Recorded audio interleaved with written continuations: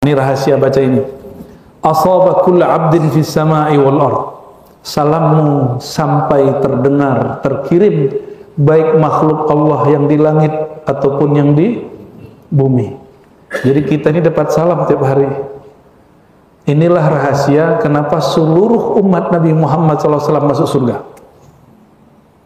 Kenapa? Karena setiap 5 waktu dapat salam. Kalau sholat zuhur berarti 2 kali salam, sholat asar 2 kali salam, maghrib 2 kali salam, isya 2 kali salam. Hanya, ya, hadis ini riwayat Tirmizi dan hadisnya hasan. Darajat kafarat, darajat itu naik pangkat. Naik pangkatnya orang beriman itu lewat apaan? Lewat sholatnya. Wal kafarat, dan penebus dosanya. Dan yang ketiga, naqlil aqdam ilal jamaat, kaki melangkah ke jamaah. Itu mereka debat, berebut membicarakan tentang apa yang Allah kasih karena itu. Nah, sering-sering bikin jenderal-jenderal langit berdebat, ya. Gimana caranya?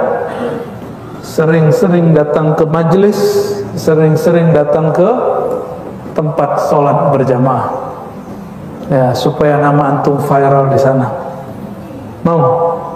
Ya, di YouTube boleh lah, nggak viral, tapi di alam ghuyub mesti viral. Tidak usah terkenal di bumi, yang penting terkenal di alamul ghuyub, alam gaib.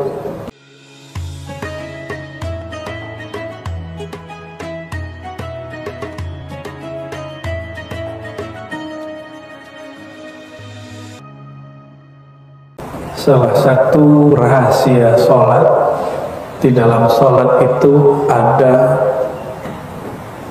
tahiyah. Apa arti tahiyah? Apa arti tahiyah? Ini yang mahasiswa nih. Apa arti tahiyah? Penghormatan. Allah menghormati. Penghormatan dari Allah Subhanahu wa ta'ala. Ini sirnya sholat. Ini hari ini kita sirnya cuma di waktu tasyahud. Jadi pada saat tasyahud, apa rahasia umat Nabi Muhammad SAW, supaya jangan main-main kalau sedang tasyahud, jangan buru-buru, jangan tergesa-gesa, dibacanya penuh dengan penghayatan. Apa kata beliau? Wassalatu fiha tahiyyatu rabbil alamin. Di dalam salat itu ada satu rahasia yang menjadi khas, keistimewaan umat Nabi Muhammad SAW. Berarti keistimewaan kita apa itu? Tahiyyatu rabbil alamin wa tahiyyatu imamil anbiya wal mursalin wa tahiyyatu jami'i ibadillah salihin. 3 penghormatan, 3 salam. Yang pertama salam dari Allah, yang kedua salam untuk Sayyidina Rasulullah SAW, yang ketiga salam untuk semua hamba Allah yang soleh. Hamba Allah itu tidak hanya manusia, ada jin, ada manusia, ada malaikat. Maka setiap kali orang baca Assalamu alayna wa ala ibadillah salihin, itu salam sampai ke langit ke-7, 6, 5 sampai ke bawah bumi. Jika ada orang-orang soleh di situ, baik dia jin ataupun manusia, hidupkah dia ataupun sudah wafat, sama. Jadi jangan main-main baca salam. Maka waktu baca Assalamu alayna wa ala ibadillah salihin, iktikadkan kita menyampaikan salam kepada malaikat, jin, manusia yang saleh, baik di langit ataupun di bumi, baik yang masih hidup ataupun yang sudah wafat. Karena sudah wafat berarti ruhnya, ya. Dan amal ini tidak pernah ada di amalan umat terdahulu. Spesial, ya. Jadi bacanya jangan buru-buru, baca dengan tenang. Kita baca salam gimana? gitu ya. Enggak, baca salam itu yang jelas, karena isinya doa, di lafaznya ada nama Allah Assalam. Ternyata dalam asbabul urut hadis yang sahih Bukhari, dulu para sahabat radhiyallahu taala anhum kalau mereka tasyahud, mereka baca Assalamu ala Allah. Dulu sahabat baca apa? Assalamu ala Allah. Ditegur oleh baginda Nabi Muhammad SAW. Apa kata beliau? Enggak begitu. Innallaha huwas salam. Assalam itu namanya Allah. Maka kalau baca salam bukan kepada Allah, baca salam ke siapa? Kepada selain Allah. Nah, di hadis ini dikatakan dari Ibnu Mas'ud radhiyallahu taala anhu, qala kunna idza kunna ma'an nabi sallallahu alaihi wasallam fi shalah qulna. Waktu kami bersama Nabi sallallahu alaihi wasallam, kami baca assalamu ala Allah min ibadih. Salam dari hamba kepada Allah. Assalamu ala fulan wa fulan, salam terhadap fulan dan fulan. Atau salam terhadap Jibril dan Mikail. Jadi boleh baca salam kepada Jibril. Ada amalan kiai-kiai di Jawa, baca salam ke malaikat-malaikat Allah, ya. Faqala Nabi sallallahu alaihi wasallam. Lalu Nabi koreksi. Jadi Nabi ini tidak semua amal umatnya dibiarkan, ada yang beliau koreksi. Faqala la taqulu assalamu ala Allah. Jangan membaca salam untuk Allah. Fa innallaha huwas salam. Karena Allah itu adalah as-salam. Jadi kita kalau habis sholat baca kalimat Allahumma anta, ya Allah engkaulah as-salam. Apa arti Allahumma anta? Kalau engkau itu orangnya di depan pada jauh, maka orang kalau baca anta salam, iktikadkan, hadirkan rasa Allah di hadapan kita. Allah tidak perlu tempat, tapi rasanya di depan, ya. Insya Allah itu bisa menebus sholat tidak khusyuk. Sholatnya kan belum khusyuk ini, ya. Sholatnya masih kusut. Maka Allah kemudian beri kafarah, itu kafarahnya. Lalu beliau mengatakan, wa qulu, walakin qulu, tapi bacalah at-tahiyyatu lillah was-salawatu wat-thayyibat. Yang antum baca apa? At-tahiyyatu, lagi yang kencang. Salawatu thayyibatu, itu riwayat paling lengkap. Kalau di riwayat ini hanya 3, at-tahiyyatu lillah was-salatu wat-thayyibat, al-mubarakatnya yang dibaca. Tahiyat penghormatan, salawat rahmat, thayyibat kebaikan. Assalamu alayka ayyuhan nabi, salam atas engkau wahai nabi. Alaika berarti jadi hadapan. Warahmatullahi wabarakatuh, rahmat Allah dan berkah. Assalamu alayna wa ala ibadillahis salihin, salam atas kami dan bagi hamba-hambanya yang saleh. Fa innakum idza qultum dzalik, kalau kamu baca ini, nah ini rahasia baca ini, asaba kullu 'abdin fis sama'i wal ardh, salammu sampai terdengar, terkirim, baik makhluk Allah yang di langit ataupun yang di bumi. Jadi kita ini dapat salam tiap hari. Inilah rahasia kenapa seluruh umat Nabi Muhammad SAW masuk surga. Kenapa? Karena setiap 5 waktu dapat salam. Kalau salat zuhur berarti 2 kali salam, salat asar 2 kali salam, maghrib 2 kali salam, isya 2 kali salam.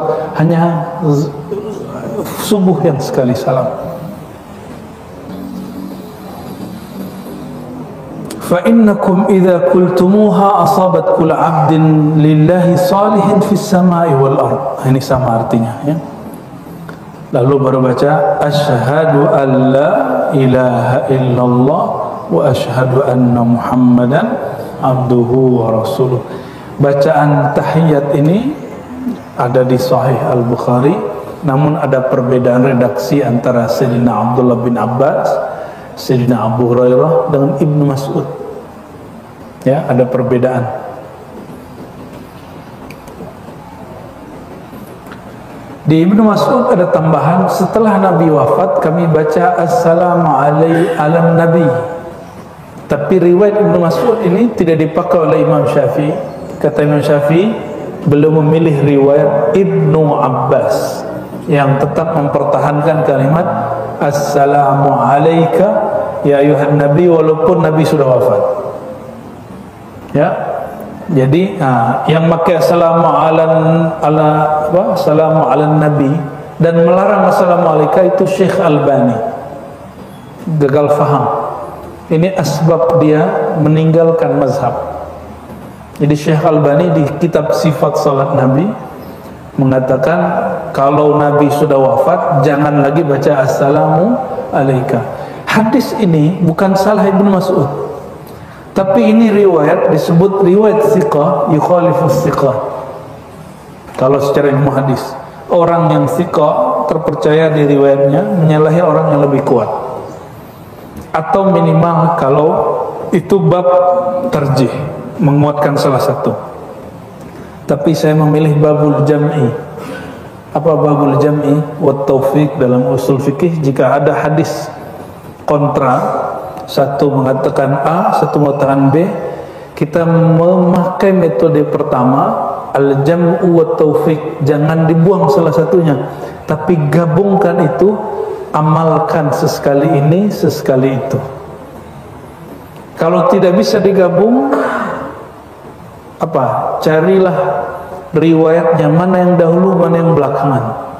Maka ambil yang belakangan, disebut nasikh mansukh. Yang lama dihapus dengan yang belakangnya nasikh. Kalau tidak ketemu riwayatnya, tidak terdapat asbabul wurud dan sejarahnya, baru bab tarjih. Apa arti tarjih? Lihat ulama lebih banyak mana, ambil yang itu. Kuatkan yang ini, tinggalkan yang satu lagi. Enggak ketemu juga, baru tawakuf. Tapi ulama kita selevel Imam Syafi'i sudah jumpa bahwa yang dipakai tetap assalamu alayka. Tapi boleh sesekali baca assalamu ala nabi? Boleh ya? Paham perdebatannya? Kalau Albani baca gimana? Assalamu ala nabi. Maka saya heran juga tuh ya, Albani kok bisa mikir begitu. Dan yang lucu apa? Banyak yang ngaku bermanhaj Albani, tapi giliran tahiyat nggak ngerti, tetap aja baca salam kayak kita.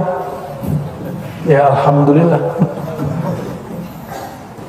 Ijtimalus salah, ganti fasal. Salat mencakup as-salat ala nabi, salawat kepada Nabi SAW. Itulah rahasianya kenapa salat itu afdalul a'mal, amal paling afdal. Di salat ada niat, ada zikir, ada Quran, ada ruku, ada sujud, ada salam, ada sholawat lengkap, ada doa. Berarti ada berapa nih? 8 ya.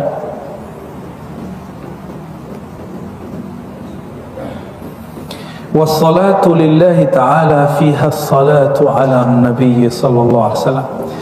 Di dalam salat kepada Allah ada salawat kepada Nabi Muhammad sallallahu alaihi wasallam. Wa hiya min a'zamil qurbat allati syara'aha Allah ta'ala. Salawat itu salah satu jalan pintas mendekat kepada Allah Subhanahu wa taala.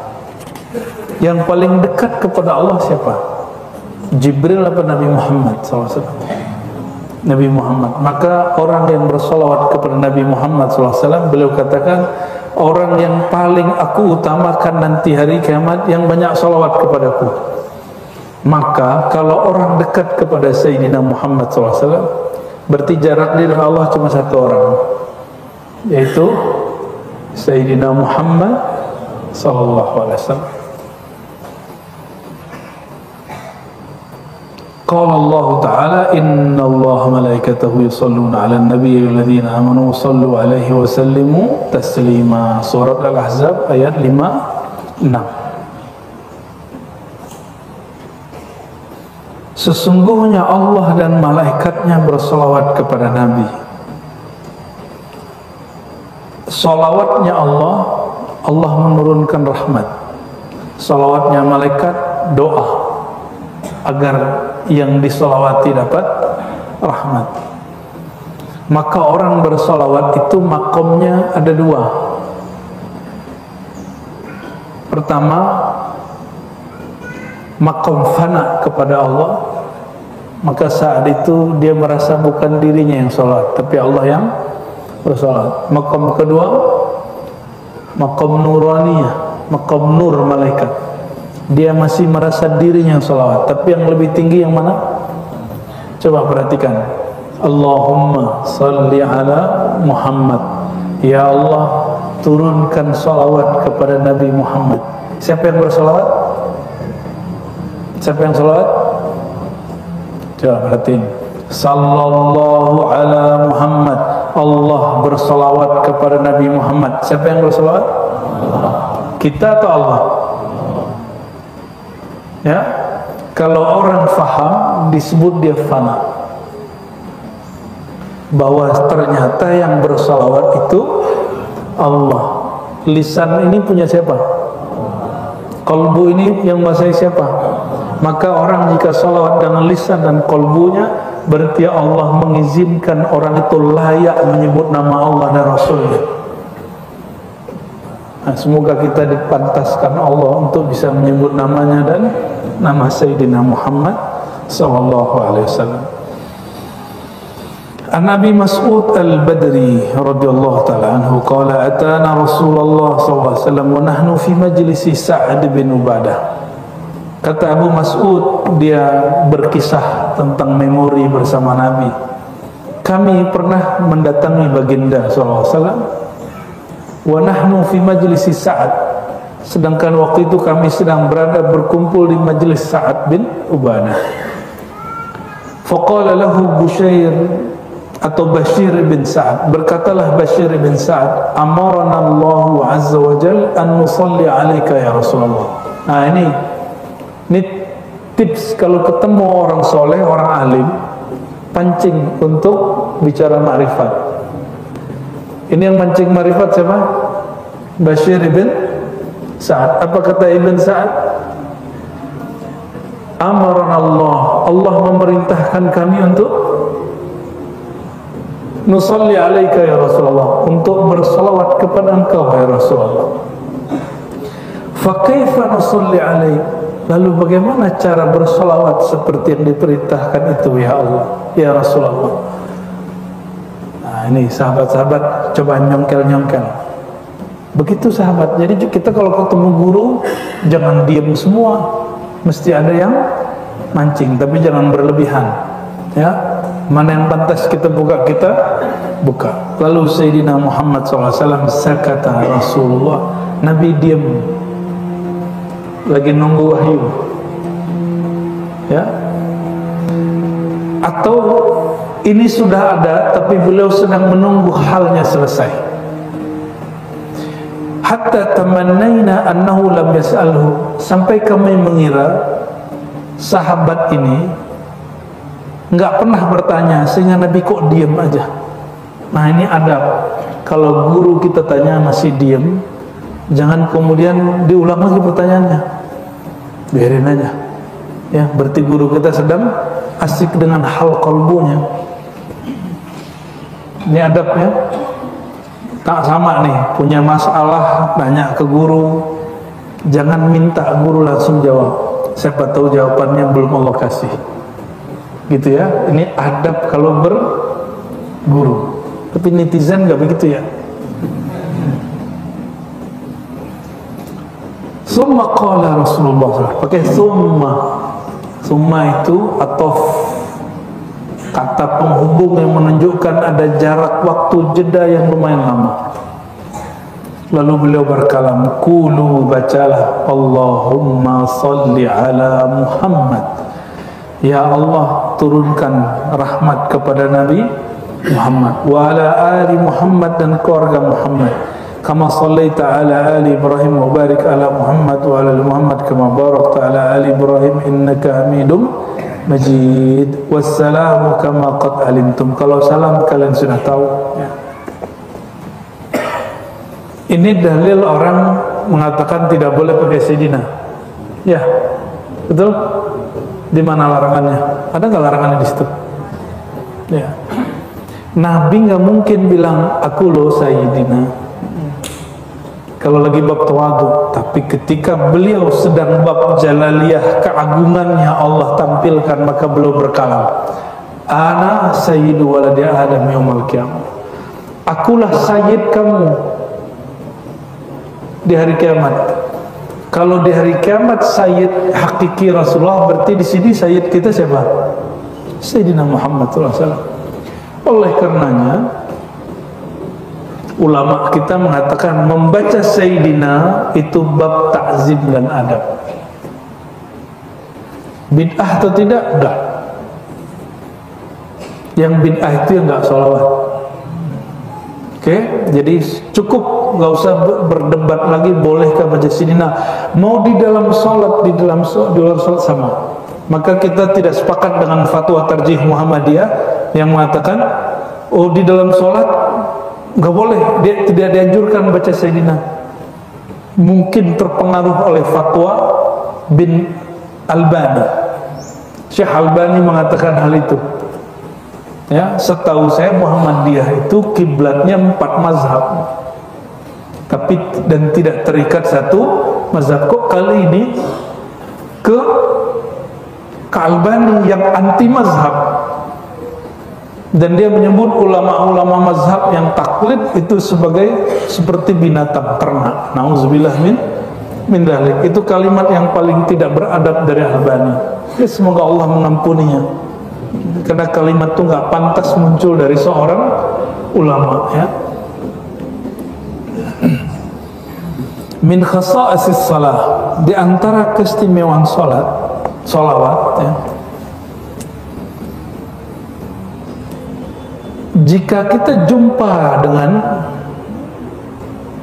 ini salawat sudah selesai, ini masih salat. Di antara keistimewaan salat, bukan salawat ya. Jadi salawat sudah selesai.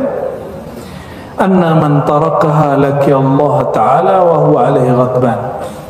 Siapa yang meninggalkan salat, nanti jumpa dengan Allah, Allah murka kepadanya. Berani ninggalin salat? Jangan coba-coba ninggalin salat ya.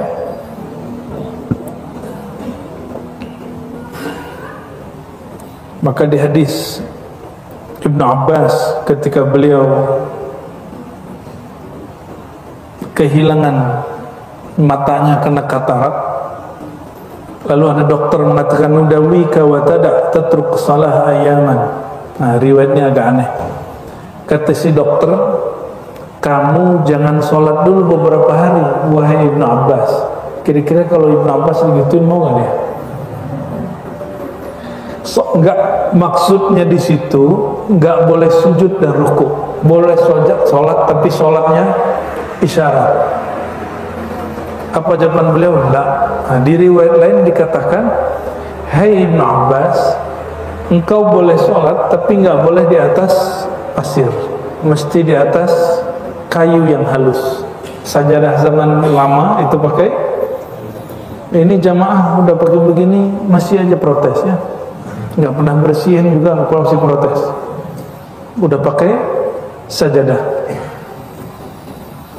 Lalu beliau mengatakan la atruku shalah abadan inna Rasulullah SAW qala man taraka as-salata laki Allah wa huwa alaihi ghadban. Aku tidak akan meninggalkan salat sampai mati. Kenapa? Siapa yang meninggalkan salat, kata Rasulullah, Allah murka kepadanya saat nanti jumpa. Nauzubillah summa Nauzubillah, hadis ini tidak sampai derajat sahih ya, hanya hasan li ghairihi. Di antara rahasia salat ya, apalagi man tarakaha faqad bari'at minhu zimmatullah. Orang yang salat maka terbebas dia dari ancaman Allah. Berarti dia di dalam lindungan Allah, ditanggung oleh Allah. Jadi orang sholat subuh pagi, maka dia dihitung muslim sampai sore. Maka kita heran jika ada teroris di daerah Sinai ngebom orang sedang sholat Jumat. Orang sholat dibom. Kira-kira yang ngebom setan atau malaikat? Orang jahat atau orang jihad? Nah, ini berarti anak-anak kita jangan sampai salah untuk mengajarkan bom. Dan perlu diketahui, bom bunuh diri bukan bagian dari jihad. Bom bunuh diri bukan bagian dari jihad. Sampaikan kepada orang-orang yang ingin berjihad, ente harus mengerti babul jihad, dan tidak ada satu kitab pun yang membolehkan jihad bunuh diri, tidak ada. Kenapa? Ini tubuh rahasia Allah. Ini nur Muhammad SAW. Ya, jangankan bunuh diri, mukul-mukul muka boleh nggak waktu meratap? Nggak boleh. Apalagi bunuh diri.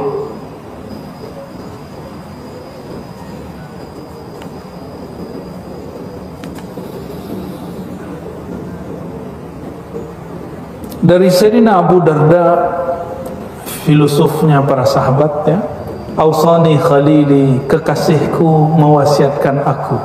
Jadi coba perhatiin, sahabat menyebut Nabi kekasihnya. Maka ini dalil boleh manggil ya Habibi ya Rasulullah. Jadi kalau baca Assalamualaikum ya Habibi ya Habiballah, salam kepada engkau wahai kekasihku, kekasih Allah, itu boleh ya. Coba mulai hari ini baca minimal pagi 3 kali, sore 3 kali. Assalamualaikum ya Habibi ya Habiballah. Ulangi. Assalamualaikum ya Habibi ya Habiballah. InsyaAllah sebelum meninggal Allah kasih mimpi. Masa udah 40 tahun belum jumpa Nabi SAW. Udah 50 tahun belum rindu kepada Nabi SAW. Udah 60 tahun masih belum ada rasa untuk hadirnya Rasulullah SAW. Itu orang harus menyesali dirinya sendiri. Apalagi ada orang ya udah tua nggak percaya mimpi ketemu Nabi, ulama lagi katanya ya. Nauzubillah, semua nauzubillah. Ya ada yang ngomong gini, ini pernah saya ceritakan, masa Razi itu mimpi Nabi? Saya aja udah 70 tahun nggak jumpa Nabi. Ulama yang ngomong begitu. Ulama ngomong begitu. Menurut antum gimana tuh? Betapa jauhnya ruhnya dengan ruh Rasulullah SAW. Kita ini pendosa semua.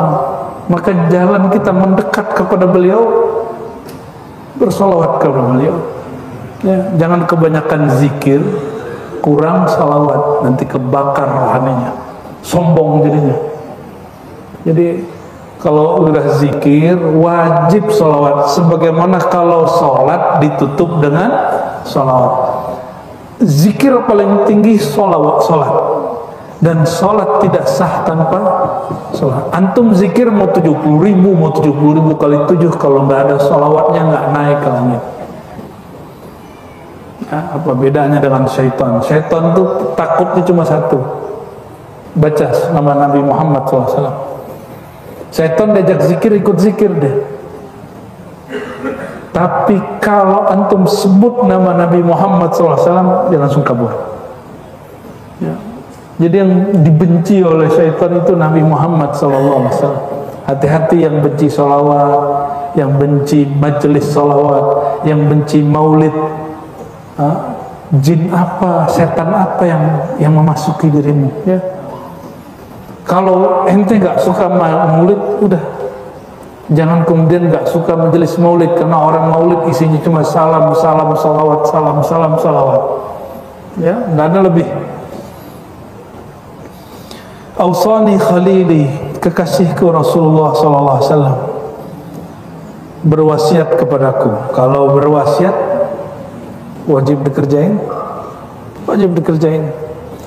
Allah tusyrik billahi syai'ah, jangan syirik. Syirik ada dua, syirik jali nyata, ada syirik khafi tersembunyi. Syirik yang jali dibahas dalam akidah, syirik yang khafi hanya ulama sufi yang mengerti. Syirik jali cukup belajar sifat 20. Allah wujud, qidam baqa, mukhalafatuhu lil hawadithi, qiyamuhu binafsi, sampai akhir. InsyaAllah syirik jalinya, syirik zahirnya hilang. Tapi syirik khafi itu lebih halus daripada binatang serangga malam hari warnanya hitam di atas batu hitam. Halusnya bukan main halusnya. Maka untuk mengobatinya juga harus dengan barang yang halus, dengan metode yang halus. Itulah metode zikrullah, tazkiyatun nafs yang sudah diwariskan Nabi SAW kepada sahabat, tabi'in sampai hari ini disebut tariqah sufiyah. Jadi jangan kemudian merendahkan para sufi. Betul, sebagaimana di mazhab ada imam yang keliru, maka di tasawuf juga pasti ada imam tarekat yang keliru. Tapi imam keliru, kalau ente imam enggak? Paling imam di rumah. Saya imam di Istiqlal, iya imam masbuk. Saya imam Ustaz, di mana? Di Masjidil Haram, iya masbuk.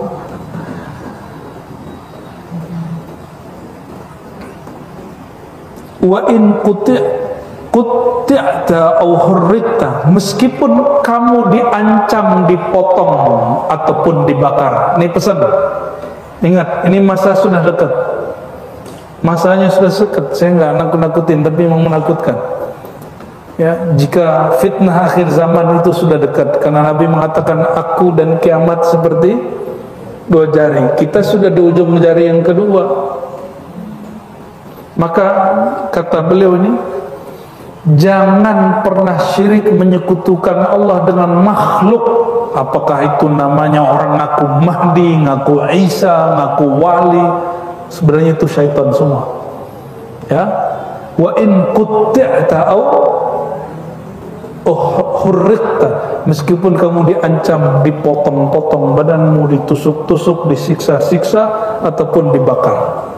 Nah, nanti itu pekerjaan Dajjal. Dajjal itu nanti nyiksa orang. Kalau nggak orang ditusuk-tusuk, dipotong-potong, yang kedua diapain? Dibakar. Kita nggak dibakar, Pak. Anak kita dibakar sama dia. Kita nggak dibakar, istri kita dibakar, dipotong-potong nanti. Itu sebabnya dalam hadis Imam Ahmad, jika Dajjal keluar, ikat anak perempuanmu, istri-istrimu. Paham maksudnya? Karena perempuan ini paling takut, ya, apalagi nanti bab makanan nggak ada di mana-mana, minuman nggak ada di mana-mana. Lalu ada yang menawarkan makanan tapi harus menyembah dia. Itu Dajjal itu. Nanti dia datang dengan sosok Nabi Isa, datang dengan sosok Mahdi, tapi dia bukan Nabi Isa, dia bukan Mahdi. Apa penciriannya? Dia mengajarkan syirik kepada Allah SWT. Maka dari sekarang kalau mau minum, bismillah, yakini bahwa yang menyegarkan bukan air tapi Allah. Kalau makan, bismillah, dan yakini ya Allah, Engkau yang maha mengenyangkan, ini cuma makanan badan. Ya, kalau umur kita panjang, nanti kita latihan zikir menghadapi akhir zaman, insya Allah ya. Kali antum kuat ya, insya ya, ada zikirnya Pak. Itu sudah diwariskan ulama kita di sebagian kitab, tapi ada juga yang belum disebutkan di beberapa kitab.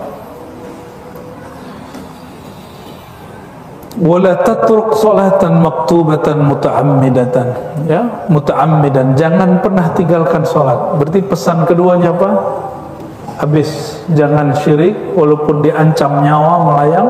Yang kedua, ya, jangan tinggalkan sholat. Sayyidina Bilal diancam untuk bunuh, diseret sekota Mekah itu di sana. Sampai dagingnya, kulitnya sudah ya copot ya. Tapi dia hanya mengatakan ahad, aku tidak pernah menyekutukan Allah. Tubuh ini bakal hancur, kalau dihancurkan lebih cepat nggak apa-apa. Begitu pandangan Bilal ibn Rabah. Maka saat dia baca ahad, dia nggak merasakan sakit lagi. Justru setiap kali disiksa oleh tuannya, dia merasakan nikmat sekali. Ya. Wala tatruk salatan maktubatan muta'ammidan faman tarakaha muta'ammidan faqad bari'at minhu dhimmah. Siapa yang meninggalkan muta'ammidan, ini perhatikan, yang meninggalkan sholat sengaja, dia sadar dia tidak mengalami ahwal rohani apa-apa, terus sudah sholat, maka Allah lepaskan zimmah darinya, tanggungan darinya. Jadi kalau jumpa orang nggak sholat, kita nggak boleh tuduh dia. Baik kawan, orang tua-tua, apalagi ada guru yang aneh-aneh, kadang dia belum sholat, secara kasat mata, secara kasat ya, selama mereka tidak mengingkari kewajiban sholat, kita nggak boleh ingkari dia. Itu kejadian pada guru beliau dulu, Gusmi ya, bener ya, beliau tidak menzahirkan sholat depan muridnya, bener nggak? Beliau cerita ke kami tadi, 12 murid ya, yang sisa cuma 11, sisa cuma 2, selebihnya ingkar kepada gurunya. Kalau baru jumpa Gusmi udah ingkar, gimana jumpa Qudaib Albani, murid Syekh Abdul Qadir Jilani? Ya, berat. Gimana jumpa imam-imam yang besar yang lain?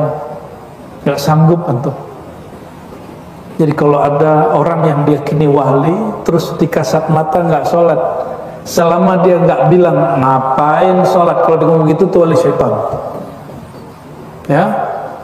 Jadi kemakrifatan para wali itu ketika dia tidak mengingkari syariat. Mereka sedang mabuk, sukara. Ya, la taqrabus shalah wa antum sukara. Ayat ini bagi mereka masih berlaku. Jangan mendekati sholat kalian sedang mabuk. Mabuk apa? Mereka lagi mabuk ahwal. Itu yang disebut ya orang-orang majzub. Coba tanya orang yang khidmat dengan Wan Sehon, nggak pernah lihat beliau sholat, karena orang lagi mabuk, lagi sakran, ya, lagi jazbah. Tapi kalau jalur sufi, jadi bedakan wilayah kewalian ini, ada jalur sufi, ada jalur jazbah, ditarik akalnya Allah, ada jalur ketiga malamatiyah. Di luar jalur ini ada jalur sufi. Sufi itu jalurnya ngamalin syariat. Tapi dua kelompok tadi tidak akan pernah mengingkari syariat. Nanti ketemu orang dia ke wali, lalu dia menghina amalan sholat, itu wali syaitan. Antum jumpa wali jazbah, wali malamatiyah, dia terlihat tidak sholat, tapi jika dia tidak mengingkari, malah ngingetin kita sholat, insya Allah itu wali yang sahih. Ya, insya Allah itu wali yang sahih. Saya ada banyak dapat di Kalimantan juga ada orang begitu, di Sulawesi ada orang begitu, di Jawa, di Betawi, ya. Yang jarang itu di Sumatera, di Sumatera ada orang belajar zikir ma'rifat terus jazbah, disebut gila, padahal bukan gila. Kalau di Jawa ilmunya ada, maka di Jawa kalau ada gus-gus ini majzub, jadab, ya, apa jadab namanya? Itu orang nggak berani menghina. Nah, cuma ada oknum yang memanfaatkan. Nah, ini hati-hati, ya. Kelompok dawir-dawir itu ya, mereka memanfaatkan itu. Wala tashrabil khamra, jangan minum khamar. Fa innahu miftah kulli syarrin, karena itu kunci segala keburukan. Jangan mengkonsumsi khamar. Khamar itu bisa khamar secara zahir, yaitu air, atau sejenisnya seperti narkotika, ya. Kalau di Malaysia apa narkoba? Dadah ya. Kalau dadah Indonesia gini, dadah. Oke. Lebih bahaya narkotika atau khamar? Lebih bahaya narkotika, Pak. Dia instan, minum langsung bekerja. Konsumsi, dihirup langsung bekerja. Maka kalimatnya la tashrab, jangan hirup, jangan minum. Jadi lafaz hadisnya memang syaribah, ya. Syaribah itu artinya dua, meminum dan menghirup, ya. Dalam ilmu hadis, jika ada orang pernah minum khamar sekali seumur hidup, itu hadisnya nggak diterima walaupun bertobat, karena dikhawatirkan otak dia rusak. Otak dia rusak.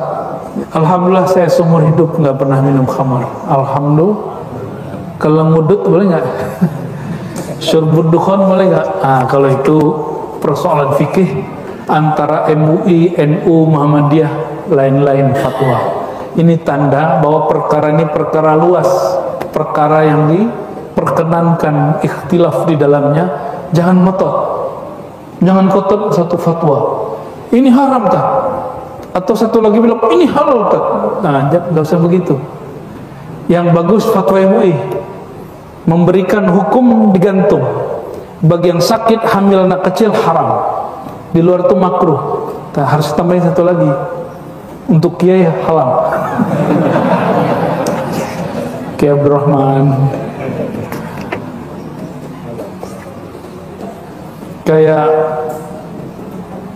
Kiai Haji Said Agil Sirat itu nggak bisa dia ngajar kalau nggak. Ya, jadi muridnya nggak dapat ilmu kalau dia nggak. Ya, antum punya fatwa, saya ikut fatwa makruh. Oke, makruh itu artinya apa? Bukan dibenci Allah, dibenci secara hukum zahir, karena dia kotor kah atau ada macam-macam lah di situ. Ya, di zaman Nabi ada rokok nggak? Maka hukum rokok tidak diatur di Quran, tidak diatur di Sunnah. Itu fatwa ulama, ya. Jadi yang terlalu saklek, jangan terlalu saklek, juga jangan terlalu bebas, ya. Ma bainahuma. Jangan nanti antum seperti ada satu ustadz, ya. Videonya agak lumayan viral tuh, apa katanya? Kalau ada orang rokok, dia katanya ulama, itu bukan ulama. Ini kalimat-kalimat apa-apaan ini, ya. Dia nggak mengerti. Ribuan pesantren di Jawa, 90% lebih kiainya ahlul hisab wal jamaah. Ya, maksudnya apa? Apa mereka nggak ngerti kitab? Ngertiin mereka kali daripada ente. Mereka umur 12-13 sudah hafal kitab Alfiyah, ya, matan takrib sudah khatam umur 15. Fathul Mu'in dah khatam umur 16-17. Yang talibin sudah lewat ketika mereka sebelum kuliah, ya, udah lewat kitab-kitab begitu, mereka tuh ngerti semuanya, ya, apalagi asbah wan nazair, qawaid fikiyah, ngerti semua mereka tuh. Karena mereka ngerti, mereka tahu hukumnya. Nah, itu masalahnya.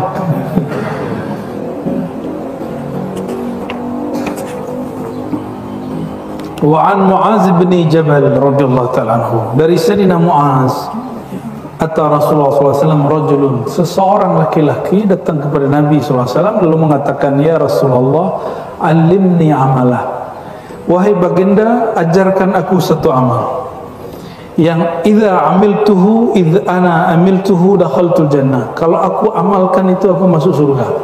Jadi boleh lo minta begitu. Jadi datang ke kiai terus bilang, Pak Kiai, ajarin dong saya zikir yang bikin saya masuk surga. Boleh Pak. Berarti ngikutin sahabat yang misterius ini, ya. Apa jawaban Nabi? Karena dia minta masuk surga, syaratnya banyak. Tapi syarat ini ringan. Satu, tidak syirik. Kedua, ya, ati' walidaik, sama kayak tadi. Jangan engkau syirik walaupun diancam nyawamu. Artinya apa? Mohon maaf nanti Pak, kita nggak makan, nggak minum, sakit luar biasa, haus luar biasa, ditawarkan ganti akidah, jangan pernah. Ya, ini cuma ngomongnya enak nih, kalau kejadian belum tentu enak. Ya, berdoa kepada Allah mulai dari sekarang, supaya hati ini betul-betul berkait dengan Allah Subhanahu wa Ta'ala. Itulah rahasia surat Al-Kahf. Jadi rahasia surat Al-Kahf di ujung surat. Apa ayatnya? Faman kana yarju liqa'a rabbih falyamal amalan salihan wa la yusyrik bi ibadatihi abada. Ya. Jika kalian ingin jumpa dengan Allah, beramallah dengan amal yang pantas, yang saleh. Dan yang paling penting, jangan pernah menyekutuinya. Wala yusyrik, pakai ba itu taukid. Jangan pernah engkau syirik benar-benar di dalam ibudiyahmu, penghambaanmu. Nah, jadi kita ini makannya sudah jadi hamba Allah belum? Jangan cuma sholat jadi hamba Allah, makan, minum, bahkan mohon maaf yang sudah menikah, ketika melakukan hubungan suami istri masih ingat Allah nggak? Kalau nggak, syaitan ikut serta. Yang belum nikah ya salam. Di situ orang banyak lupa, ya. Maka di saat itu dia bukan hamba Allah, tapi hamba kenikmatan fisik, yang itu bakal hilang. Nauzubillah summa nauzubillah. Ingin merasakan nikmat surga yang disegerakan, ingat Allah sedang melakukan itu. Ya, insya Allah antum sudah mencicipi walaupun 0,000% dari nikmat surga ya. Amin ya rabbal alamin. Orang kalau zikir Pak, syahwatnya sedang muncak, itu syahwatnya tidak akan terus naik, akan ketahan. Dan apa kata Nabi? Di sorga itu ketika orang melakukan menikah, kawin dengan pasangannya, ratunya, apa yang terjadi? Syahwatnya kayak mau naik tapi nggak naik, kayak memuncak nggak puncak. Itu lama sekali dia mengalami yang disebut orgasme itu, dan itu disebut orgasme rohani. Ya, dan beberapa imam seperti Abu Yazid, Junaid al-Baghdadi, Hallaj itu merasakan itu lagi sholat dia merasakan kenikmatan di atas nikmat melakukan hubungan suami istri. Kalau orang begitu dengan menikah lagi nanti Pak. Ya, jadi jangan minta nikmat yang begitu terlalu berlebihan ya. Wa anna man tarakaha dhahaba nuruhu wa anqata'a burhanuh. Orang yang meninggalkan salat, nurnya hilang. Kenapa? Ada hadis as-salatu nurun. Salat itu adalah kunci pembuka nurullah, nur Muhammad sallallahu alaihi wasallam. Wa anqata'a burhanuh. Nanti argumentasi dia ketemu Allah enggak ada. Wa faqadan najatu fil akhirah. Dia tidak ada jaminan selamat di akhirat. Fa'an Abdullah bin Umar an Nabi sallallahu alaihi wasallam anhu dzakara shalah yauman. Kata Sayyidina Abdullah bin Umar, Nabi pernah menceritakan tentang salat. Faqala man hafaza 'alaiha kanat lahu nuran. Siapa yang menjaga salat, maka dia dapat nur, burhan dan najah. Jadi 3. Nur, nurullah. Yang kedua, burhan. Apa arti burhan? Berarti burhan hujjah, dalil, bukti, argumentasi. Jadi Allah itu nanti suka nanya, kamu dulu kenapa begini, kenapa begitu, bisa jawab nggak? Dan penjawabnya nanti as-salat ya. Dan yang ketiga, najatun yaumil qiyamah. Najatan yaumil qiyamah, dia dijamin selamat hari kiamat. Walam man lam yuhafiz. Yang tidak jaga itu sama dengan Qarun, Fir'aun, Haman, Ubay bin Khalaf, karena tidak ada nurnya, tidak ada burhannya, tidak ada najahnya. Lalu ada hadis terakhir ya di bab ini. Kata Sayyidina Jabir, Nabi SAW bersabda, bainar rajuli wa bainal kufri tarkus salah. Tapi ditambahin dengan hadis tiban muta'ammida, ya, antara mukmin dan kafir, atau seseorang dia masuk ke lembah kegelapan kekufuran atau masuk kepada nur iman, itu pembedanya cuma satu: meninggalkan sholat dengan sengaja. Meninggalkan sholat dengan sengaja. Kalau malas gimana? Ya Allah malas juga ketemu dia. Ya, yang malas sholat, Allah pun malas jumpa dia. Allah malas untuk menatap dia. Coba bayangin Pak, kita punya kekasih kita nggak mau natap. Itu kayaknya rumah mau pecah, bukan kepala lagi yang mau pecah. Rumah kita mau pecah. Ya, yang masih jomblo nggak paham maksud kita Pak ya. Yang sudah nikah paham. Pernah menikah nggak mau ditatap pasangan, dia ngambek sama kita. Pernah? Ya, pusing kita itu. Kita ngomong gak dijawab. Kita nanya didiemin. Diam-diamlah sehari 2 hari. Seperti hutan belantara dan sunyi. Yang kedengaran cuma suara cicak. Allahumma sholli ala sayyidina Muhammad. Baru dicuekin oleh makhluk kita sudah stres. Antum nanti dicuekin Rasulullah nggak menatap, apalagi Allah tidak mau menatap. Nauzubillah summa nauzubillah.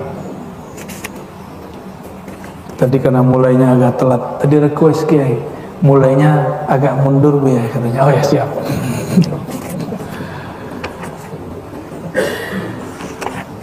Halaman 78, syarfu salatil jamaah, kemuliaan salat berjamaah. Ya, wa min syarafil ummah al-Muhammadiyah, salah satu kelebihan umat Nabi Muhammad SAW yang tidak ada di umat yang lain, ma ja'alahu Allah Ta'ala min al-khasais wal fadail salatil jamaah, itu ada di salat jamaah. Apa itu? Anna salatil jamaah tazidu ala salatir rajul munfaridan bi 25 di'fan. Sudah sering kita dengar, mungkin dulu dengar kiai, sekarang dengar hadisnya. Kata Nabi SAW di riwayat Abu Hurairah dan Ibnu Umar, salatul jamaati afdalu min salatil fadhi bi 27 darajah atau bi 25 darajah. Orang sholat berjamaah dengan sendiri derajatnya berapa? Ini derajat di mana? Derajat di surga Pak. Surga itu derajatnya 100. Kalau antum jamaah sudah nyampe 25. Berarti berapa? 1/4 surga sudah. Jadi bolehlah saya sebut as-salatu rubu'u darajatil jannah. Ya, ini nggak ada kitab, antum tambahin aja sendiri.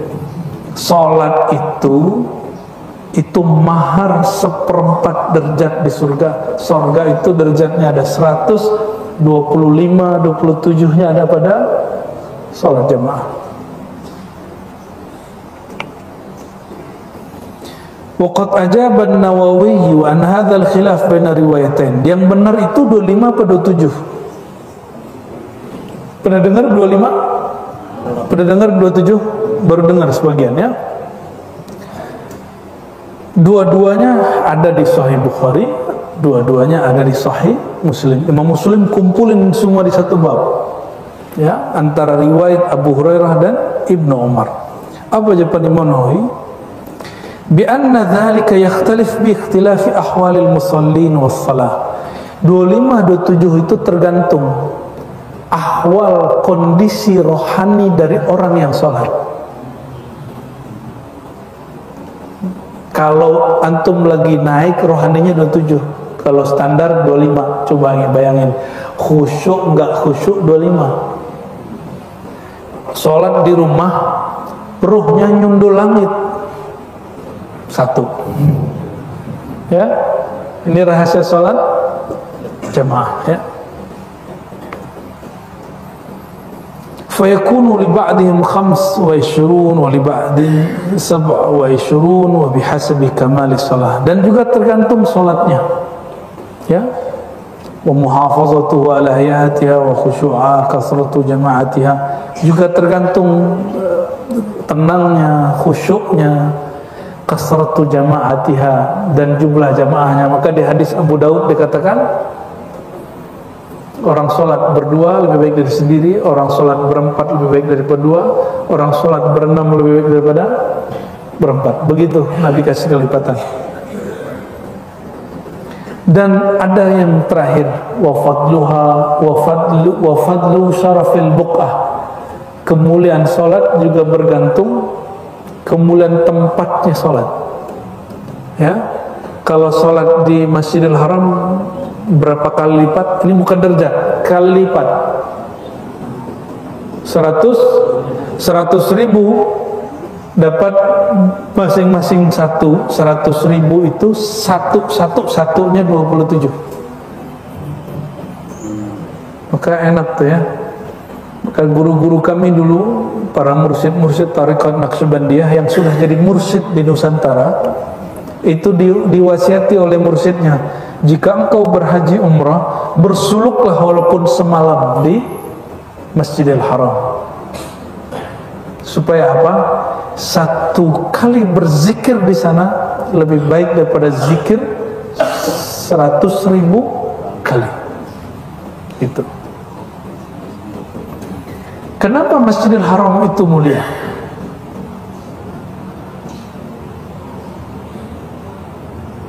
Kenapa dia mulia? Wah, ini ulama kita beda pendapat. Antum mungkin baru dengar. Ada sebagian ulama mengatakan lebih mulia sholat di Madinah walaupun ada hadis 1000. Kenapa? Karena Nabi terakhir dan tanam badannya di Madinah.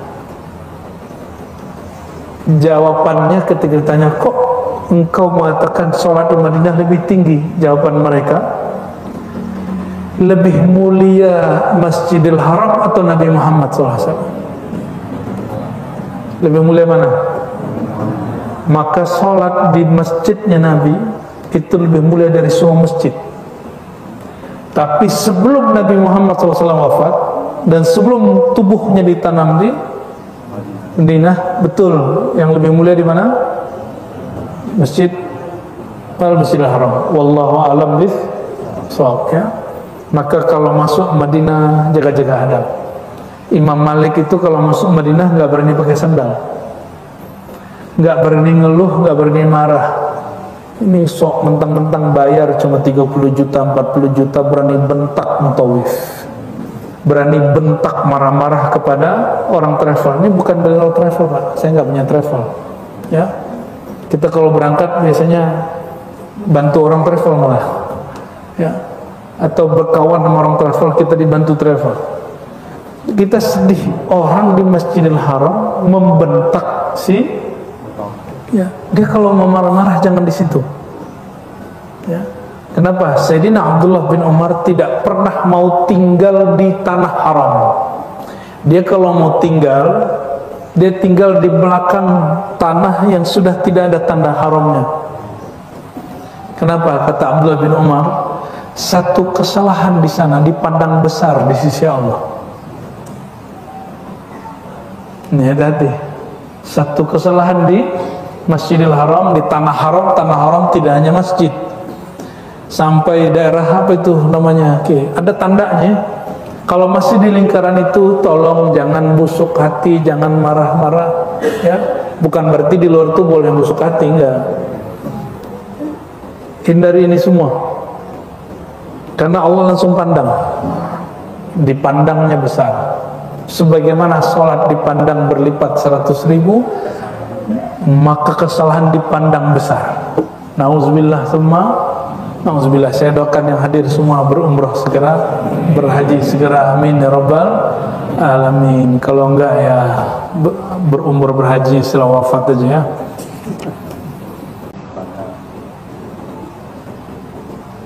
Satu lagi, ya. Apa kemuliaan sholat jamaah? Sholat jamaah itu penggugur dosa.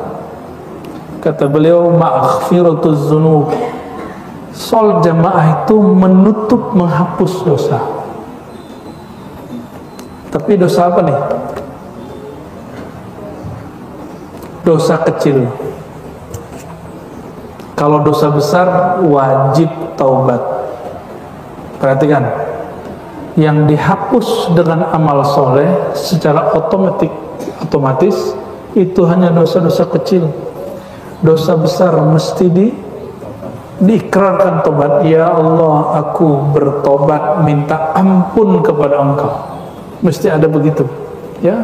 Kalau perlu kita menangis di hadapan Allah Subhanahu wa taala. Dari Sayyidina Utsman radhiyallahu taala anhu, beliau berkisah, ya, sami'tu Rasulullah sallallahu alaihi wasallam. Aku mendengar Sayyidina Muhammad sallallahu alaihi wasallam bersabda, "Man tawaddaa," siapa yang berwudu, fa asbaghal wudu, membaguskan wudu. Tsumma masya ila shalah, lalu berjalan pergi salat, berniat salat wajib. Fa shallaha ma'al imam, lalu salat berjamaah. Ghufira lahu dzanbuh, diampuni dosanya. Jadi nggak usah nunggu bulan puasa diampuni dosa. Setiap hari ada 5 waktu kita diizinkan untuk penghapusan dosa. Antum kan cuma dengar hadis begini bulan puasa aja. Man shoma ramadhana imanan wa ihtisaban ghufira lahu ma taqaddama min dhanbi. Siapa yang puasa malam siang hari, qiyam malam hari, diampuni dosanya, ya, yang berlalu. Kayaknya pengampunan cuma bulan puasa. Enggak, setiap amalan itu ada sir di dalamnya penghapusan dosa. Lebih mulia puasa apa sholat? Puasa apa sholat? Sholat lah paling tinggi, ya.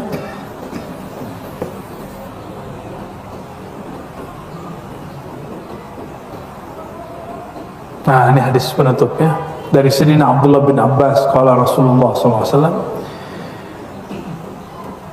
malam tadi utusan Allah datang kepadaku. Atani atin min Rabbi. Kalau utusan Allah ke Nabi Muhammad, malaikat siapa? Malaikat Jibril.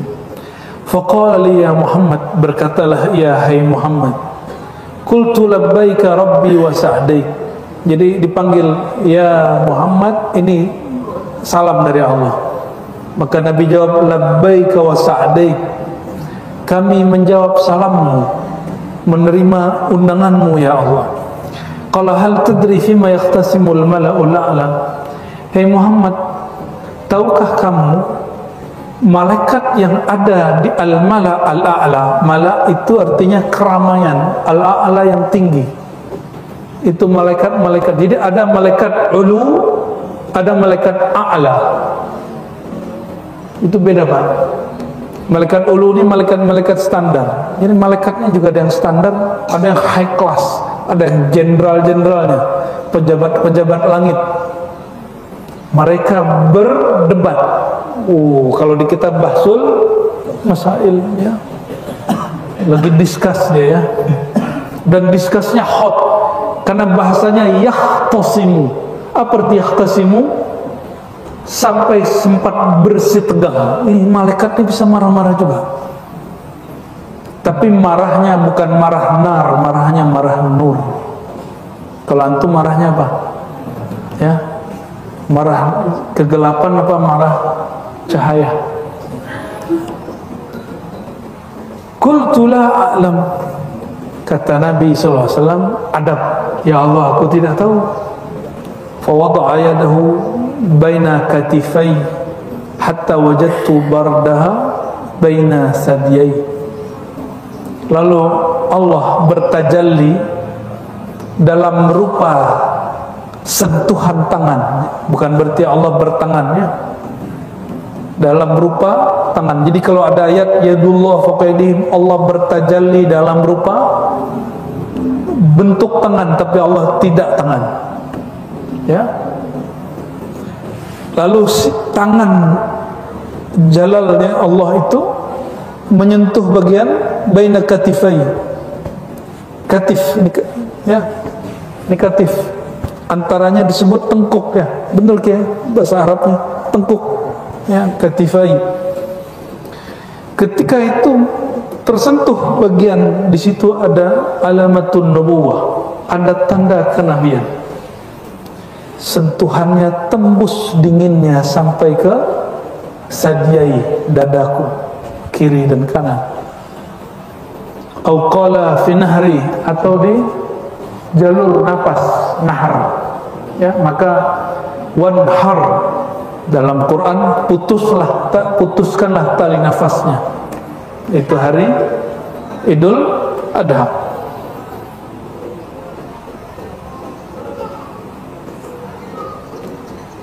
Fa'alimtu anna fi sama. Jadi ketika sentuhan itu ada, langsung Allah bukakan mata batin Rasulullah SAW. Maka beliau mengatakan, fa'alimtu ma fis samawati wa ma fil ard.